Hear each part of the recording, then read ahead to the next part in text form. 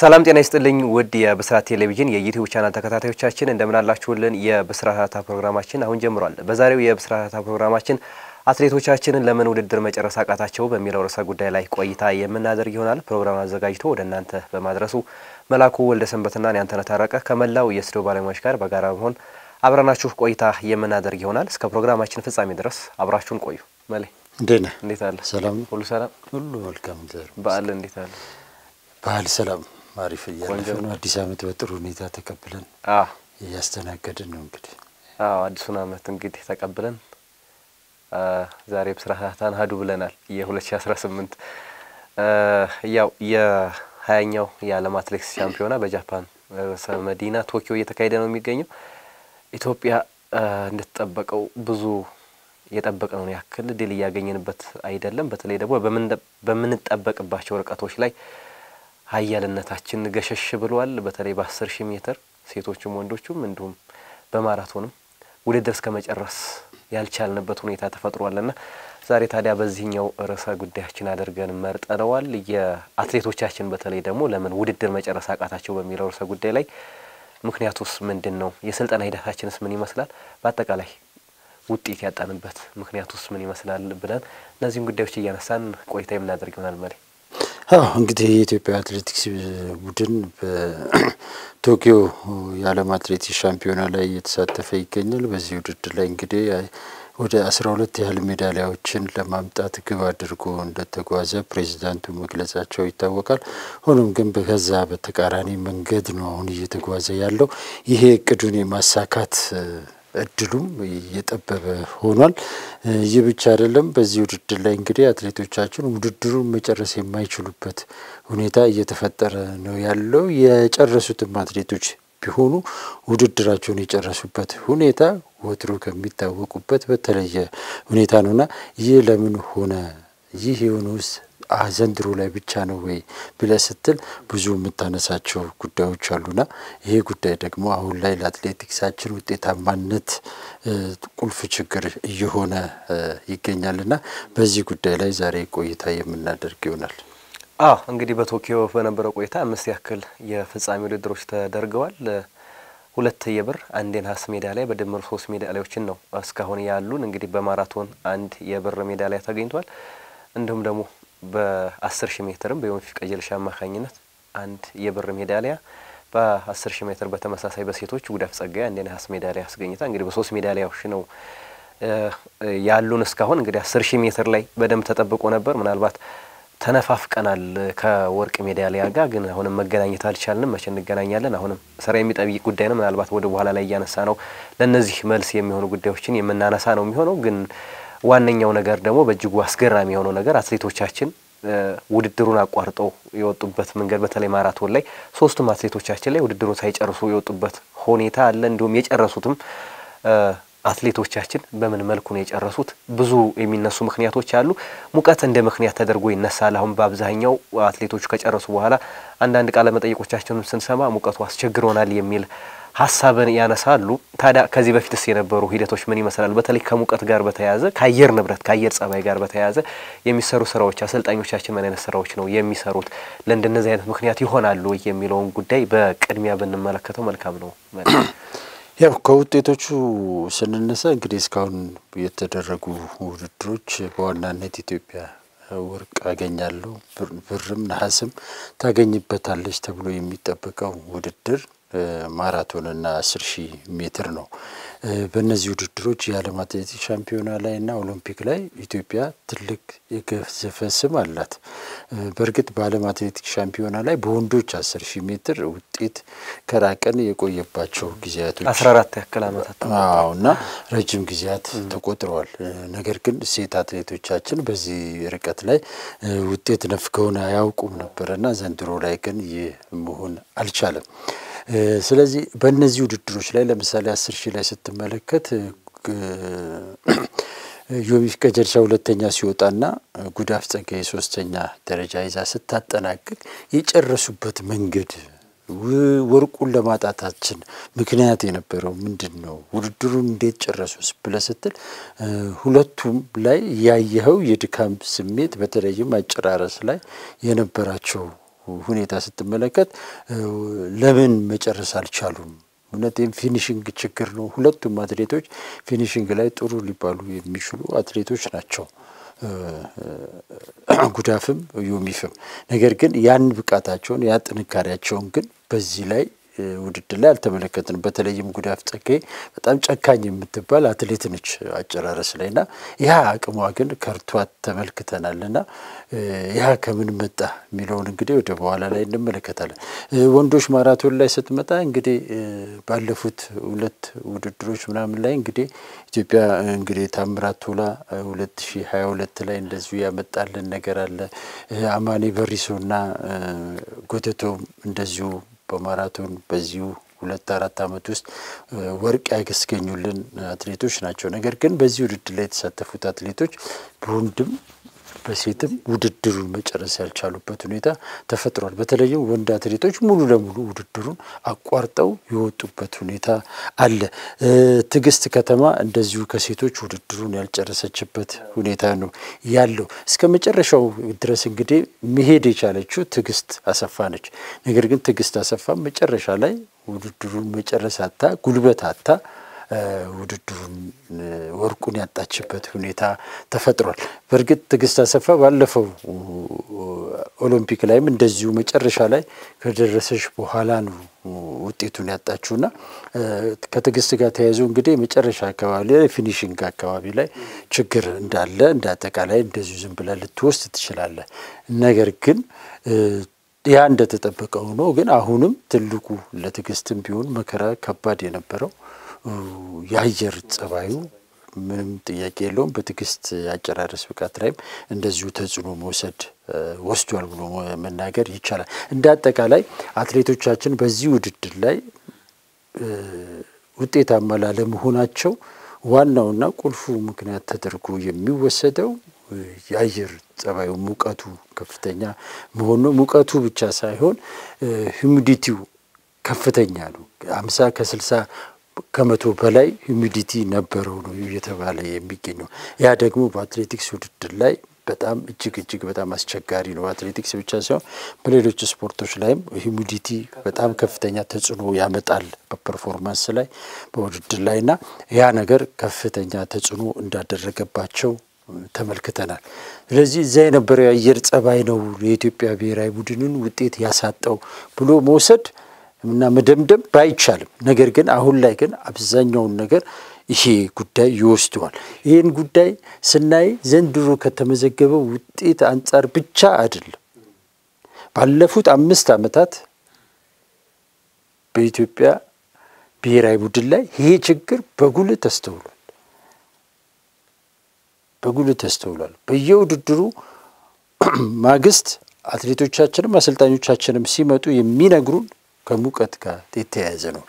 የዓለም አትሌቲክስ ሻምፒዮናና ኦሎምፒክ በአብዛኛው የሚደረገው በአውሮፓውያኖቹም በሌላውም ዓለም ላይ በሙቀት ሰዓት ላይ ነው የሚደረገው። ብዙዎቹ ውድድሮች የሚደረጉት በዛን ወቅት ላይ ነው።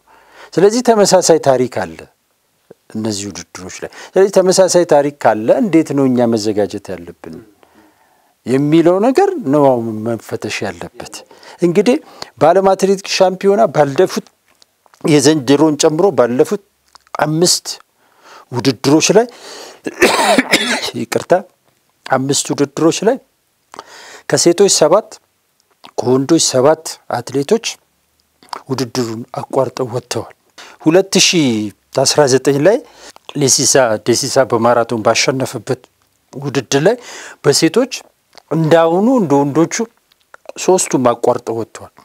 በሌሎች ውድድሮች ላይ አሁን ዘንድሮ ላይ 2023 ላይ ፀሐይ ገመቹ አቋርጣ ወጥታለች። እንደዚሁ ወንዶች ላይ ስትመጣ 2017 ላይ የማነ ጸጋዬ፣ 2019 ላይ እንደዚሁ ሌሊሳ ደሲሳ ባሸነፈበት ውድድር ላይ ሙሌ ዋሲውን አቋርጦ ወጥቷል። ሌሊሳ ደሲሳ ራሱ የዓለም ሻምፒዮናን ባሸነፈ ሁለተኛው አመት ላይ 2022 ላይ ውድድሩን አቋርጦ ወጥቷል።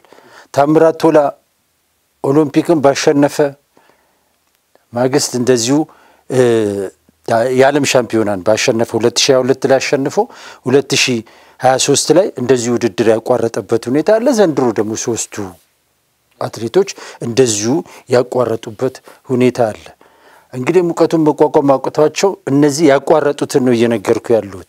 ይሄ አስቸጋሪ የሙቀት ሁኔታ ባለበት ሁኔታ ውስጥም አሸንፈው ያሸነፉ አትሌቶች አሉ። ለምሳሌ አማኔ በሪሶ እና ጎተቶም አንደኛና ሁለተኛ ሆነው በወጡበት ውድድር ላይ ስትመለከት የኋላ ውድድሩን አራተኛ ሆና ነው የጨረሰችው።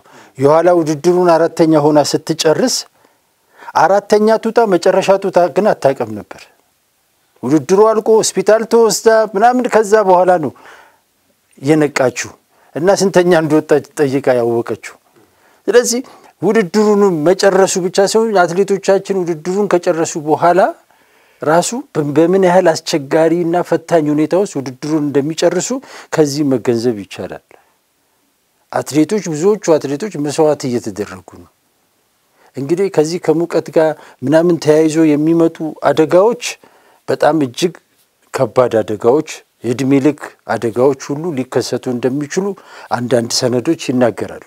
በዚህ ጉዳይ ላይ እንግዲህ በቀጣይ ፕሮግራሞቻችን ባለሙያዎች ካሉ እነሱን ይዘን መተን እነሱ በጥልቀት የሚነጋገሩበት የሚያስረዱበት ጉዳይ ሆኖ ነገር ግን አሁን ላይ ግን ይሄ ውጤት እየመጣ ወይም ውጤቱን ለማጣታችን እንደ ምክንያት እየተጠቀሰ ያለው የአየር ጸባዩ ነው። እንግዲህ በቀደም ጉዳፍ ጸጋይ በግልጽ ተናግራለች። አንዳንድ አትሌቶችንና አሰልጣኞችንም እኔ ደውዬ በነበረበት ወቅት ላይ ነግረውኛል። አትሌቶቹም አሰልጣኞቹም ወደዛ ከመሄዳቸው በፊት እንደ ትልቅ ፈተና አድርገው ይናገሩ የነበሩት ሙቀቱን የአየር ጸባዩ ሊያስቸግረን ይችላል፣ ትልቁ ፈተናችን እሱ ነው እያሉ ይናገሩ ነበር። እኛ ምረትም ነበረ እዛ ለስራ ሄደን ነበር ወደ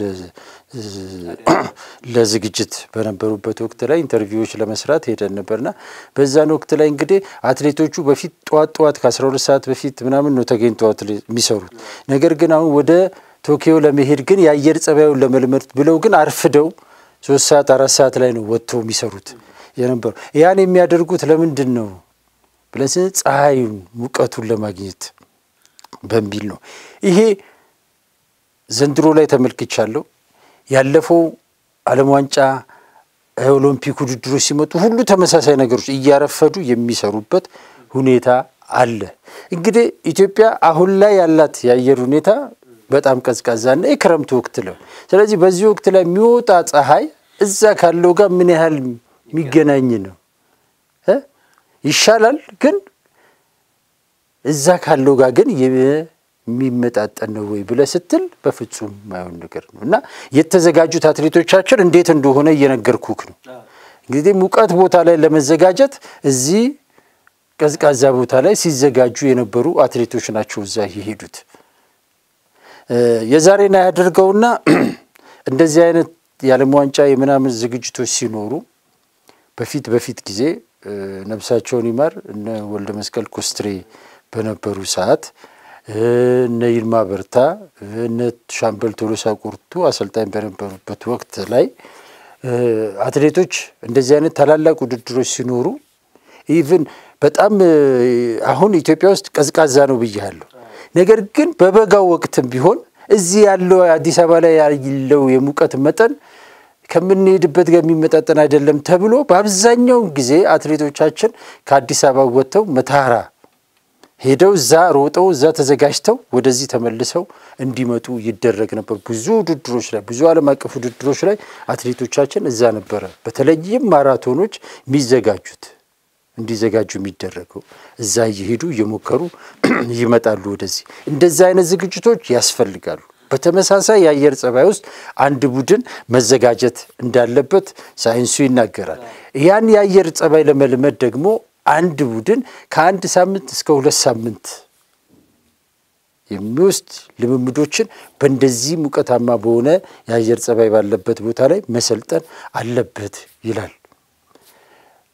ይሄ የማይመቻችልህ ከሆነ ደግሞ እንደ ስቲም ባዝ ያሉ በቤት ውስጥ ያሉ እነዚህ ሙቀት ተመሳሳይ ሙቀት መጠን ያለባቸው ቦታዎች ላይ ተለያዩ ትሬኒንጎችን ሙቀቱ ነው በተለይ ሙቀቱ የሁሚዲቲ ምንለውን እንዲቋቋም ስቲም ውስጥ ሁሉ እንዲገቡ የሚደረግበት ሁኔታ ሁሉ ይኖራልና እንደዛ አይነት ነገሮችን እንዲቋቋሙ ማድረግ ያስፈልጋል እቤት ውስጥ እንድትዘጋጅ ይመከራል የአየር ጸባይ ከሌለ በተረፈ ግን እንድትሰራ የሚመከረው ግን በቃ እንደ መተሃራ ድሬዳዋ ሰመራ ሊሆን ይችላል ኢትዮጵያ ውስጥ ብዙ ቦታዎች አሉ ያንን ነገር ለማድረግ የሚችል እንደዛ አይነት ቦታዎች ላይ ቡድናችን ሄዶ መዘጋጀትና ተጫዋቾቹ አትሌቶቹ በዛ ልክ መዘጋጀት አለባቸው ነገር ግን የኢትዮጵያ አትሌቲክስ ቡድን ግን ወደዚህ ቦታ ሲሄድ በዚህ ደረጃ ተዘጋጅቶ አልሄደም ለምን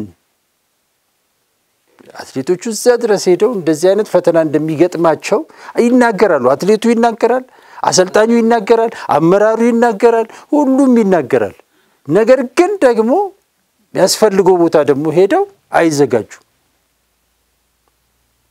ስለዚህ በዚህ ምክንያት ሀገር ውጤት እያጣች ነው አትሌቶች ውጤት እያጡ ነው ራሳቸውንም መስዋዕት እያደረጉ ነው ላላስፈላጊ በሽታ ላላስፈላጊ ጉዳት እየተጋለጡ ነው አትሌቶቻችን ስለዚህ ለምንድነው ይሄ ነገር ሊደረግ በየ4 አመቱ በየ2 አመቱ ሙቀት አስቸገረ እየተባለ ይኬዳሉ ያስኬዳሉ በዚህ ዘመን ምክንያት እኮ አይሰራም በቃ ለሁሉም ነገር መፍትሄ ያለው ያንን መፍትሄ ለምንድነው ማትወስተው አሁንም አትሌቶቹ ሲመጡ ጉዳፍ ጀምረዋለች እዚህ ከመጡ በኋላ ደግሞ ይነግሩናል ሌሎቹ ስለዚህ ሙቀትን ምክንያት ያደረግን ማን ሄደው ምን ሄደው እስከመቼ ነው ሚለው ነገር በጣም መመለስ ያለበት ጉዳይ ይመስለኛል አሁን ለምን ውጤት ጠፋ አይደለም ችግሩ ውጤት የጠፋበት ምክንያቱ ግን በደንብ መታወቅና ለዛ ምክንያት ደግሞ ችግሩ ማጋ እንደሆነ በደንብ መገለጽ መቻል አለበት ብዬ ነው ማስበው እንግዲህ ችግሩ ማጋ ነው ብለካልከኝ ሁሉ ጋም ነው ሁሉም የዚህ ችግር ተጠያቂ ነው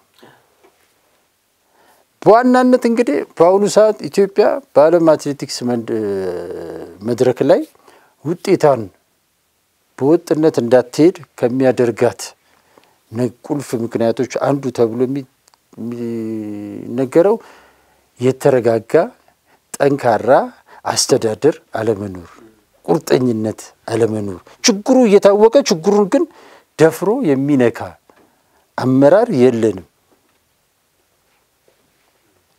ለምሳሌ ፌዴሬሽኑ ፕሬዝዳንት ይሄን ችግር አያውቀውም ብያለለ መሰረተ ይሄን ችግር አታውቅም ብያለለ ነገር ግን ያን ችግር ግን ደፍረው ግን መንካትና ማድረግ ግን አልፈለጉም በርግጥ እነሱ ገና ከመጡ አንድ አመት እንኳን አልሞላቸውም አሁን የተመዘገበው ውጤትም በአብዛኛው አሁን ያለውን አመራር እንድትጠይቅ አያደርግ ምክንያቱም የተጀመሩ ነገሮችን ነው ያስቀጠለ ያለው ያመራር ስለዚህ በቀጣይ ግን ያመራር ምን እየሰራ ነው የሚለው ወደፊት ምን መለከተው ይሆናል ነገር ግን ዞሮ ግን ችግሩ አሁን ከአየር ጸባይ ጋር ነው ብያለሁ የዛሬ 2 አመት ከምረት ጋር እንደዚሁ ወጣቶች ስፖርት አካዳሚ ሄጄ በነበረበት ሰዓት ላይ ከአንድ አሰልጣኝ ጋር ኦፍ ዘ ሪከርድ አድርጎ ብሎኝ ውይይት አድርገን ነበር እዛ ውይይት ላይ ምን ብሎኝ ነበር ያ አሰልጣኝ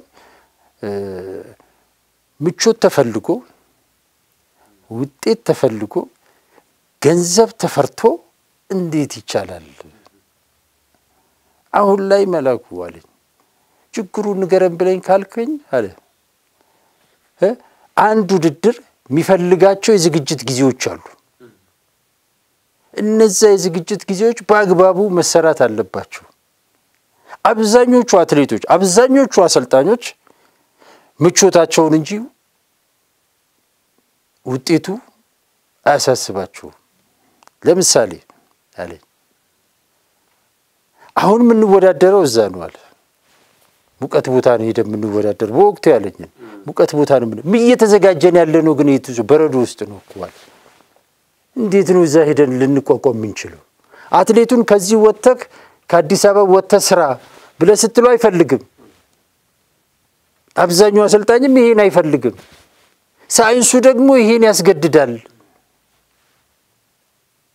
በቃ ተመሳሳይ የአየር ጸባይ ያለበት ቦታ ጋር ሄደ መስራት አለብህ ይላል።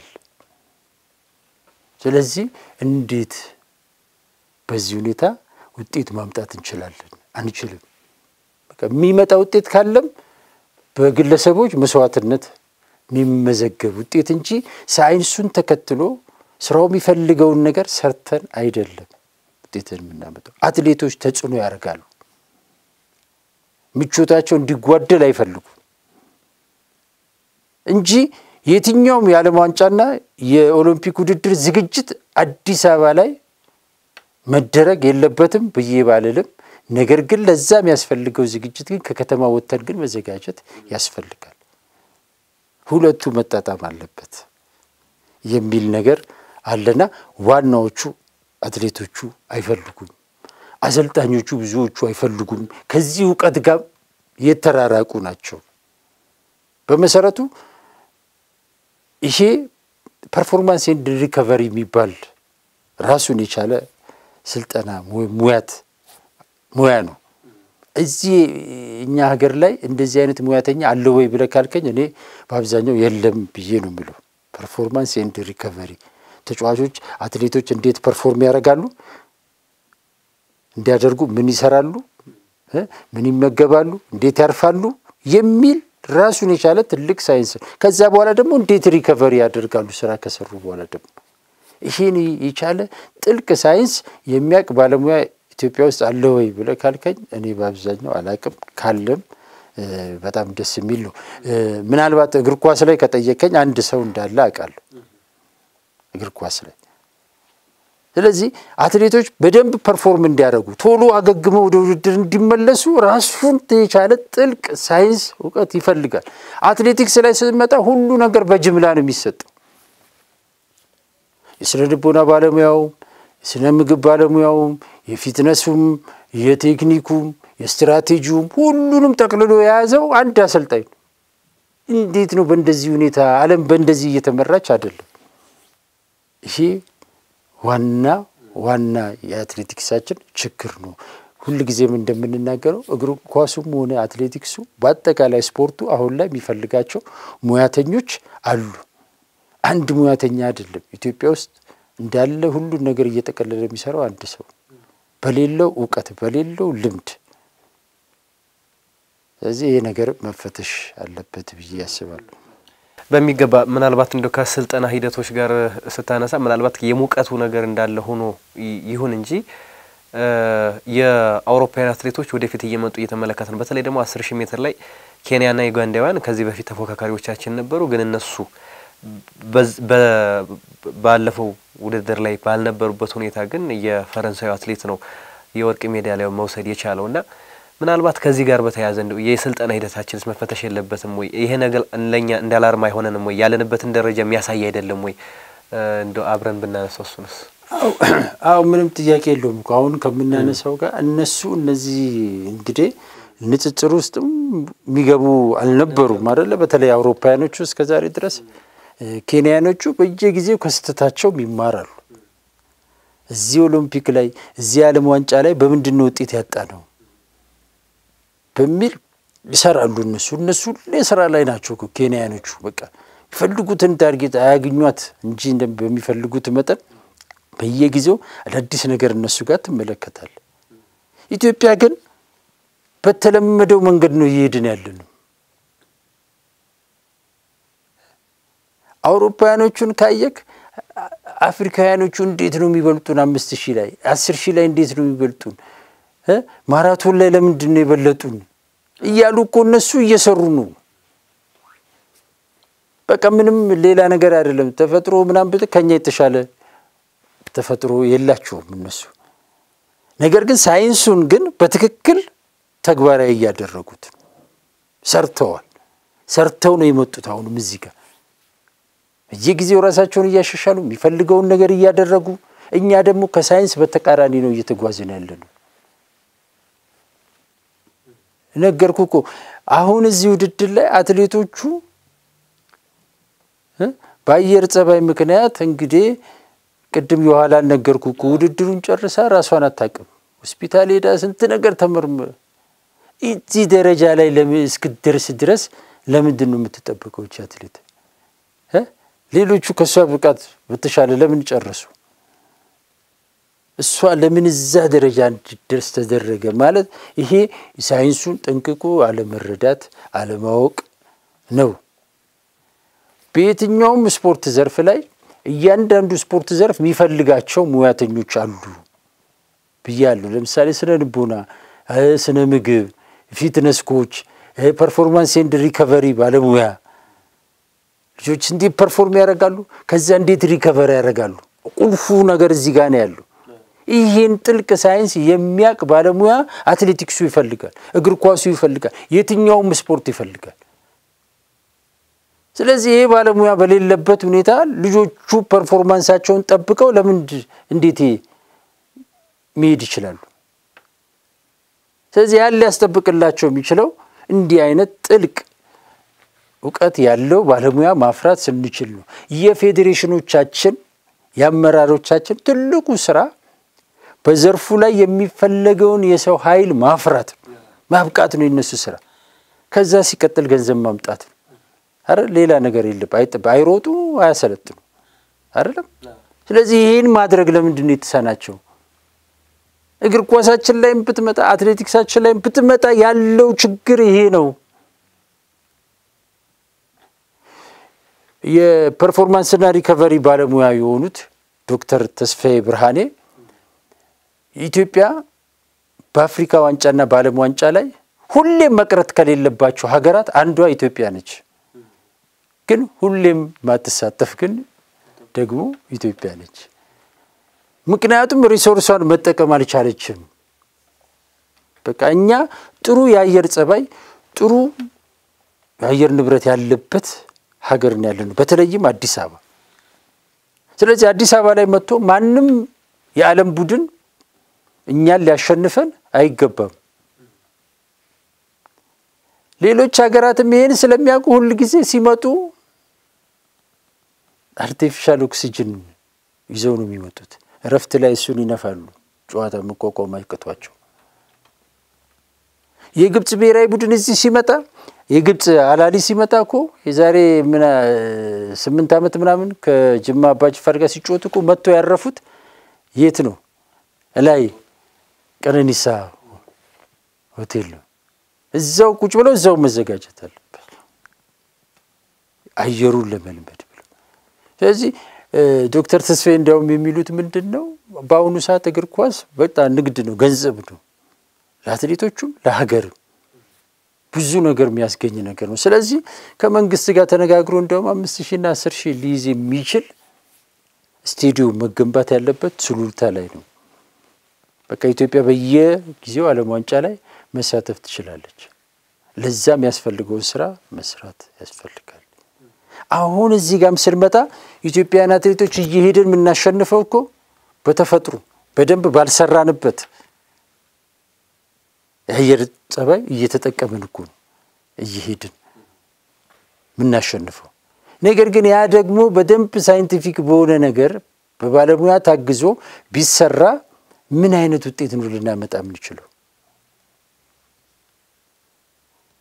አንድ ወቅት ላይ ከዚህ ከስነ ምግብ ጋር በተያያዘ ከአንድ እግር ኳስ አሰልጣኝ ጋር ሳወራ ምን አለኝ፣ ይሄን አትብሉ እየተባለ አንድ ሰሞን በቃ የምትጠጡት ውሃ ውስጥ ጨው መግባት አለበት ምናምን ተብሎ ተነገረና በቃ አንድ ሰሞን ወሬ ብቻ ሆነና በዛ ግን መላኩ አለኝ እኛ ስንጫወት ምን ቀይ ወጡን ጥብሱን ጥሬውን እየነፋን አይደለም የምንጫወተው ምን ሆነን አለ። እና ይሄ ሳይንስ አይሰራም። አሁን እንግዲህ አስተሳሰባችን እዚህ ጋር ነው።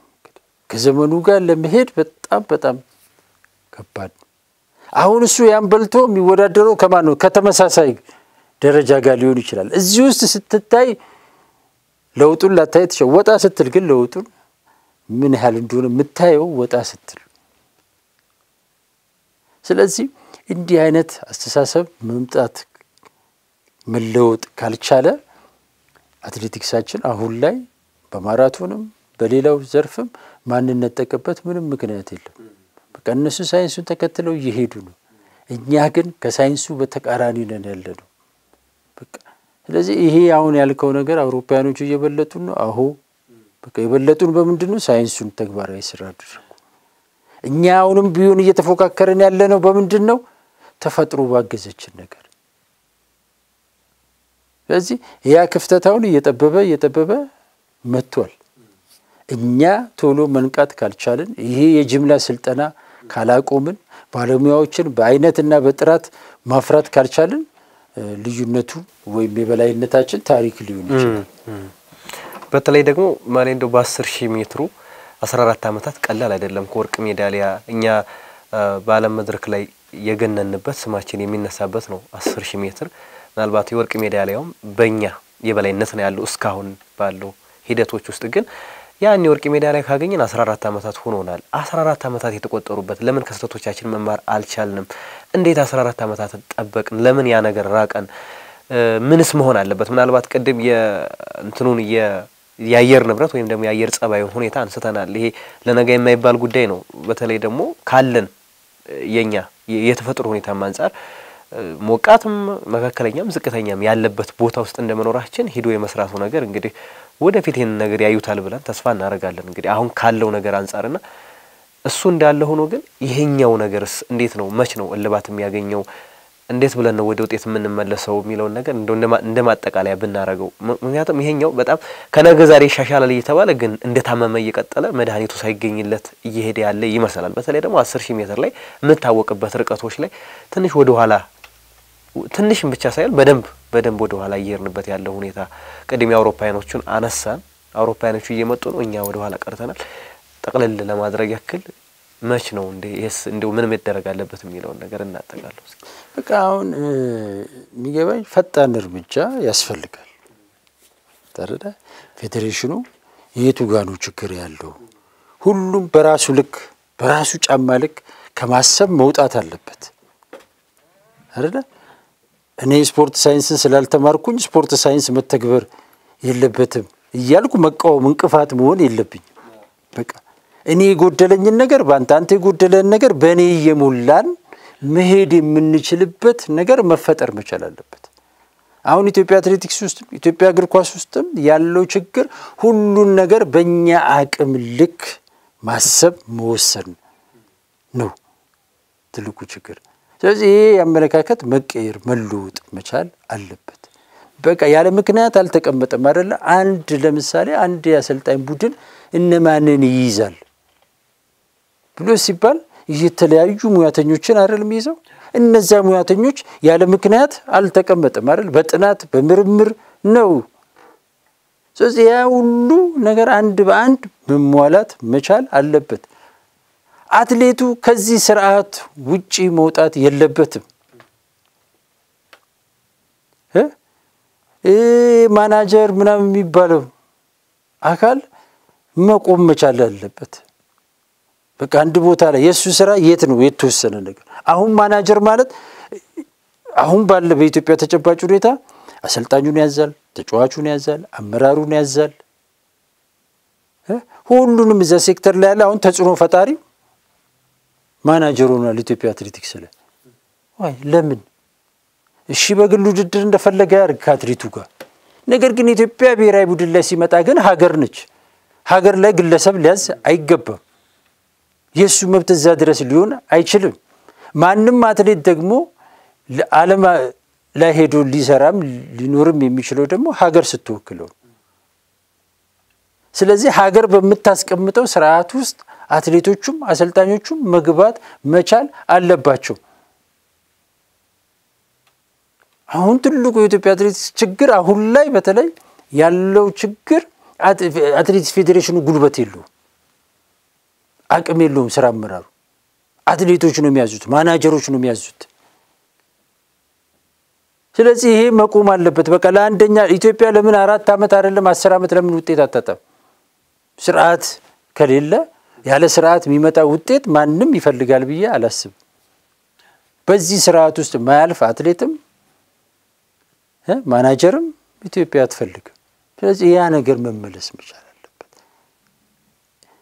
አንድ ጥሩ ምሳሌ የሚሆነው ዓለም አትሌቲክስ ሻምፒዮና ላይ በ10000 ሜትር ካነሳህልኝ ኢትዮጵያ እኮ ሶስት አትሌቶች ናቸው አይደለ ውጤት ያመጡላት አረ ኃይሌ ገብረስላሴ ቀነኒሳ በቀለና ኢብራሂም ጅላል አይደለ ሶስቱ ናቸው 9 ሜዳሊያዎችን ለኢትዮጵያ ያስገኙት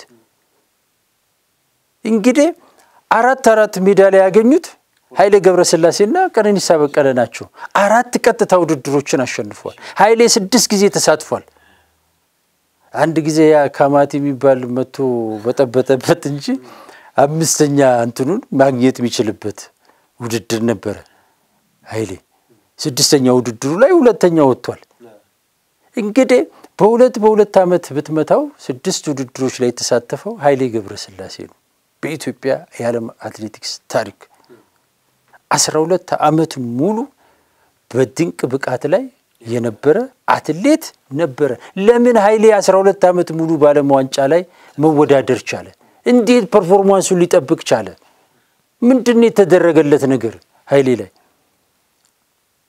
ቀነኒሳ ከዛ በኋላ ሱ ያመጣውን ነገር ተከትሎ ለምን ሄደ ዝም ብሎ የተሰራ ነገር እኮ አይደለም ኃይሌም ቀነኒሳም በህይወት አሉ አይደል እንዴ ምንድነው ሁለቱ ላይ የተደረገ ጥናትና ምርምር ዩኒቨርሲቲዎቻችን እንደ አገር በየቦታው ፈልተዋል አይደል በዚህ ላይ የሚያደርጉት ጥናት ምርምር ምንድነው አትሌቲክስ ፌዴሬሽን በየአመቱ በፊት ጊዜ በተወሰነ ደረጃ ነበረ ውድድር ካለቀ በኋላ ውድድሩ ላይ የነበረን ጥንካሬ ምን ነበረ ድክመታችን ምን ነበረ ወደፊት ምን መደረግ አለበት ምናምን የሚል ነገር ግምገማ ተደርጎ ኢቭን ወደ መጽሔት ሁሉ ተቀይሮ የሚጻፍበት ነገር ነበር አሁን የለም ውድድር ተደረገ አለቀ በቃ እንትና ነው ተደረገ ይበተናል በእንደዚህ ሀገር አትለውጥ ማታርግም ከትላንት ዛሬ ልትማር የምትችለው የተቀመጠ ነገር ሲኖር ስለዚህ ግምገማ መደረግ አለበት ፌዴሬሽኑ የራሱን የቻለ የጥናትና ምርምር ዲፓርትመንት ሊኖረው ይገባል ለምን ውጤት አገኘን ለምን አጣን ማጣትም አያስጎነብስም ማግኘትም ቀና ብለ እንድትሄድ ሊያደርግ ነው የሚችለው አይደል ነገር ግን ሁለቱንም ባላንስ አድርገ የምትሄደው ግን ተገቢ የሆነ ጥናትና ምርምር በመረጃ ላይ የተመሰረተ ነገር ሲኖርክ ነው እኛ እኮ የነ ኃይሌን የነ ቀነኒሳን በደንብ ጽፈን አስቀምጠን ቢሆን ኖሮ ዛሬ እኮ እንደዚህ አንቸገር አይደል በዛ ጊዜ ያለ ምክንያት እነዚህ አትሌቶች ይሄን ውጤት አላመጡም የተሰራባቸው ስራ አለ ይወጣባቸው ዕውቀት አለ ስለዚህ ይሄ በደንብ መፈተሽ መቻል አለበት ዩኒቨርሲቲዎቻችን ከፌዴሬሽኑ ጋር በጣም በቅርበት መስራት መቻል አለባቸው ዋናው አላማቸውም ይሄ ነው እኮ አይደለ ጥናትና ምርምር አድርጎ ማቅረብ ለምን ኢትዮጵያ በዓለም አትሌቲክስ መንደር ላይ ስሟ ገናና ሊሆን ይችላል ምንድነው ምክንያቱ ትላንት ምን ነበር ዛሬ የት ነው ያለችው በደንብ መሰራት መቻል አለበት ይሄ ነው አገር የሚለውጠው ጥናት ምርምር ነው እዛ ላይ በጣም ትልቅ ክፍተት አለብን ስለዚህ ኢትዮጵያ ውስጥ የተጀመሩ ጥሩ ስራዎች ነበሩ ለምሳሌ አሁን ላይ አትሌቶቻችን ለምንድነው አንድ ቀን ሲቀር ሁለት ቀን ሲቀር ወደዛ የሚሄዱት አብዛኞቹ አሰልጣኞች ፈሪዎች ስለሆኑ አብዛኛው አመራር ፈሪ ስለሆነ በኢትዮጵያ የአየር ተጨባጭ ሁኔታ ትልቅ ለሳይንሱ በጣም ቅርብ የሆኑ ሰዎች እኮ የሚሉት ኢትዮጵያ እዛ ለመሄድ እኮ ቀደም ብላ መሄድ ትችላለች ኢትዮጵያ ውስጥ ያለው ብዙ ነገር እኮ የሚጠቅመው የኦክሲጅን መጠንን ከፍ ማድረግ ነው አይደል እኛ ሀገር ባለ አዲስ አበባ ላይ የሚዘጋጅ ቡድን ምናምን ታችም ወርዶ ረጅም ጊዜ መቆየት አቅም አለው ለምሳሌ የሲድኒ ኦሎምፒክ 2000 ላይ ሲደረግ ኢትዮጵያ በኦሎምፒክ ተሳትፏ ታሪክ ትልቁን ውጤት ያመጣችው ሲድኒ ላይ ሲደረግ ውድድሩ የኢትዮጵያ ብሔራዊ ቡድን ከ15 ቀን በፊት ነው ሄደው ለአንዴም ለመጨረሻም ጊዜ እሱ ይመስለኛል ኢትዮጵያ ብሔራዊ ቡድን ለትልቁ ውድድር ረጅም ጊዜ ውጪ ተዘጋጀው እዛ ሄዶ ተዘጋጅቶ ቡድኑ 15 ቀን ሙሉ ከባድ ትሬኒንግ ነበር የሚሰሩት የነበረው በኋላ ሚሊዮን ወልዴ የትኛው ሬዲዮ ጣቢያ ላይ እንደሆነ አላቅም ተናግሯል እና 15 ቀን ሰርቶ አትሌቶቹ መረራቸው ከአቅማቸው በላይ ሆነ ትሬኒንጉ እና መጨረሻ ላይ ለአሰልጣኙ ቅሬታቸው መግለጽ ፈለጉ እዛ አሰልጣኙ እንግዲህ ዶክተር ወልደ መስቀል ኮስትሬ ናቸው። ለሳቸው ማን ይናገር ያን ቅሬታ ያን ተቃውሞ? መጨረሻ ላይ እሳቸው ዘግይተው ነው ወደ ሜዳ የወረዱትና አትሌቶቹ ቀድመው ሜዳ ላይ ነበሩና ለከሳቸው ከርቀት ወደ እነሱ መምጣታቸውን ሲያውቁ አትሌቶቹ መሮናል እያሉ እየጮሁ ይናገራሉ። እንግዲህ በግል መናገር ፈርተው ማለት ነው አሰልጣኙ። በኋላ አሰልጣኙ እየቀረቡ ሲመጡ ድምጻቸው አትሌቶቹ እየጠፋ መጣና መጨረሻ አጠገባቸው ሲደርሱ ሁሉም ጸጥ አሉ። ዶክተር ወልደ መስቀል ቀደም ብሎ ድምጹን ሰምቶ ስለነበረ ለምን ብለው ጠየቁ። ምንድነው ስትሉ የነበረው ተናገሩ ሲባሉ ሁሉም መናገር ፈራ። ካልተናገራችሁ ለምምዱ አይጀምርም ተናገሩ አሉ።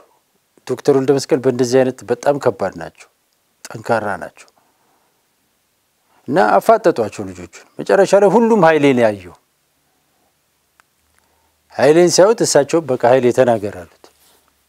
ያው ኃይሌ ለዛሬ ማንነቱ ትልቁ መሰረት እሳቸው ናቸው እንደኔ እና ተናገር አሉትና እሱ ምን አለ እየፈራ ነው። በዛ ደረጃ ይናገራቸውም እሱ እና አይ ዶክተር ልምምዱ ከብዶናል እና ከአቅማችን በላይ ሆኗል አስቸገረን። እሳቸው በጣም ተናደዱ። ምን ገብቶክ ነው ከበደኝ እንደዚህ ብለ የምታወራው? በልውጣና ሂዳሉ ኃይሌን አሳሰጡት ከልምምድ ሜዳ። ከዛ በኋላ ይፍን ወደ ሀገር ሂድ እስከ ማለት ነው የደረሱትና በኋላ ሆቴል አካባቢ ተለምኖ ምናምን ነገር ኃይሌ ቡድኑን እንዲቀላቀል ተደረገ እና እዛ ኦሎምፒክ ላይ እንግዲህ 4 ወርቅ አመጡ። ሚሊዮን ያንን ሜዳሊያ በ5000 የመጀመሪያው የመጨረሻው ሜዳሊያም ያገኘው በኦሎምፒክ እንግዲህ እዛ ውድድር ላይ ነው። እንግዲህ 4 ገዛኸኝ በማራቶን እንደዚህ ያመጣበት ምናምንና ትልቅ ውድድር ነበር ለኢትዮጵያ። አሁን ድረስ ታሪኩ እንደሆነና ያን ጊዜ ዶክተር ወልደ መስቀል ቲሙን ይዘውት ነው ቀደም ብሎ የሄዱት እዛ ሄዶ አየሩን ለመልመድ ምን ለማድረግ ምን መስራት ነበረባቸው ምን ማድረግ ነበረባቸው ያውቁ ነበር። በዛ ደረጃ ውጤታማ ሆኖ አሳይተውናል። አሁን ላይ ግን ቡድኑ ተከፋፍሎ እንዳው ውድድሩ ከተጀመረ በኋላ ሁሉ የሚሄዱበት ሁኔታ ሳይንቲፊክ ነው ወይ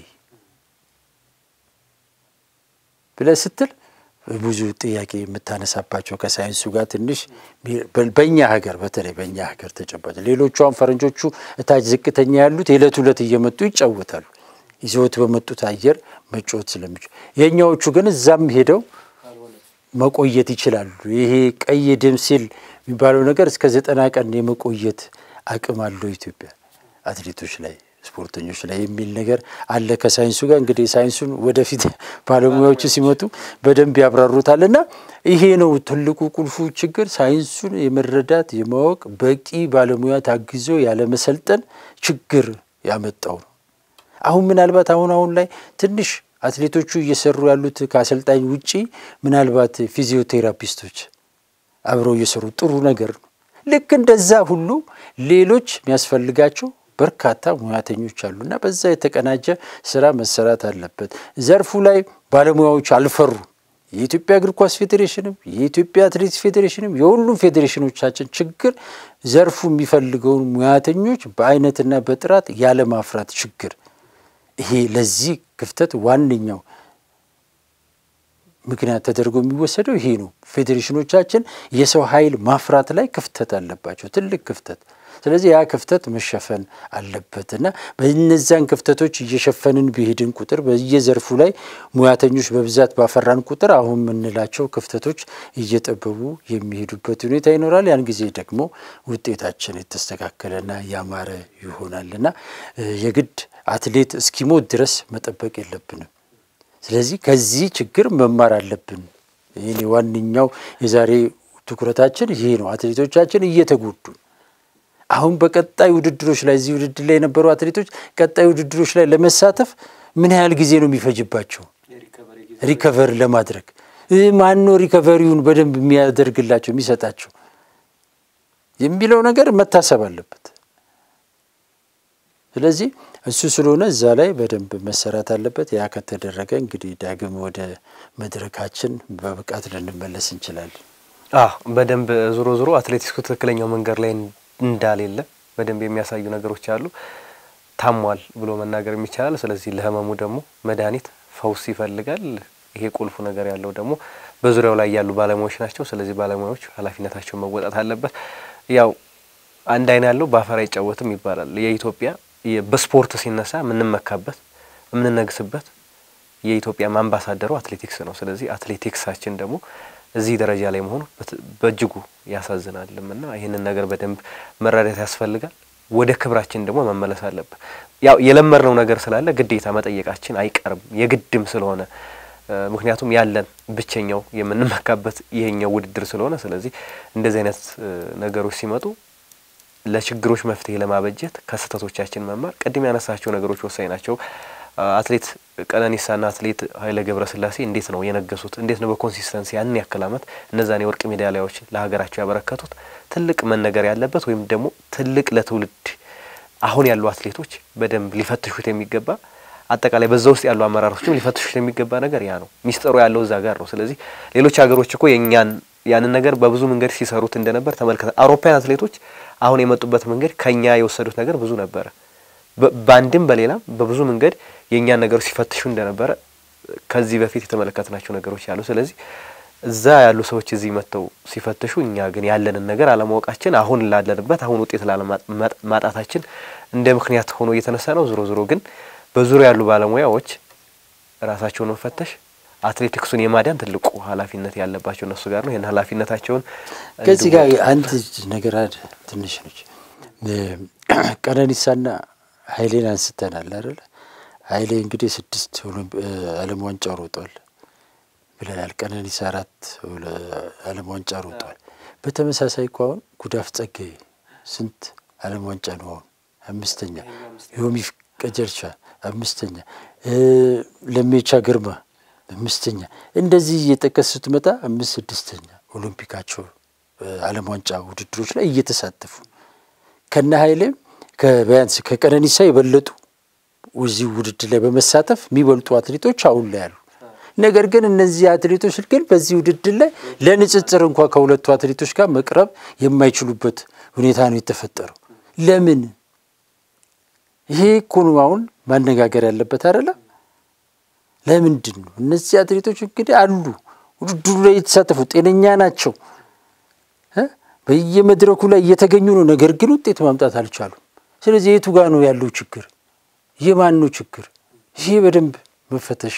አለበት በደንብ መፈተሽ አለበት ዙሩ ቀደም ብለን እንዳነሳ ነው ባለሙያዎች ሙያውን ለባለሙያ መተው ለነገ የማይባል ስራ ነው ወደ ተመልካቾቻችን አትሌቶቻችን ለምን ውድድር መጨረስ አቃታቸው በሚለው ርዕሰ ጉዳይ ላይ ቆይታ አደረግንበት የዛሬው የብስራታ ፕሮግራማችን የተከታተላችሁትን ይመስል ነበር ፕሮግራም አዘጋጅቶ ወደ እናንተ ማቅረቡ መላኩ ወልደ ሰንበትና እኔ ታረቀ ከመላው የስቱዲዮ ባለሙያዎች ጋር በጋራ በመሆን አብረናችሁ ቆይታ አደረግን ያላችሁን ሐሳብ አስተያየት በኮሜንት ሴክሽን ላይ አካፍሉን የዩቲዩብ ቻናላችንም ላይክ ሼር ሰብስክራይብ ማድረጋችሁንም እንዳትዘነጉ ሰናይ ጊዜን ተመኘ